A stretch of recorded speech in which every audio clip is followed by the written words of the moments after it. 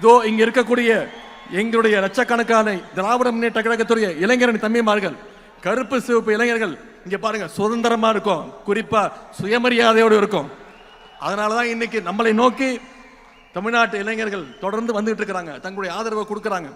பாசிச சக்திகளிடமிருந்து தமிழ்நாட்டை காப்பாற்றுகின்ற ஆற்றல் திராவிட முன்னேற்ற கழகத்துக்கு மட்டும்தான் உண்டுன்னு இன்னைக்கு தமிழ்நாட்டு மக்கள் நிச்சயம் நம்புறாங்க. மக்களுக்கு அந்த நம்பிக்கையை வித்துட்டவர், அந்த நம்பிக்கையை பெற்றுள்ள தலைவர் நம்முடைய கழக தலைவர் அவர் இங்க வந்திருக்கிறாங்க. கழக தலைவர்கள் மீது மக்களுக்கு இருக்கக்கூடிய அந்த அசைக்க முடியாத நம்பிக்கை தான் பாசிச சக்திகளையும் அடிமை கூட்டத்தையும் அவங்களுடைய கண்களையும் உறுத்திக்கிட்டு இருக்கு. அதனாலதான் அமைதி பூங்காவா இருக்கக்கூடிய தமிழ்நாட்டில் எப்படியாவது நுழைஞ்சு ஏதாவது ஒரு கலவரத்தை செய்யலான்னு முயற்சி செஞ்சுக்கிட்டு இருக்கிறாங்க.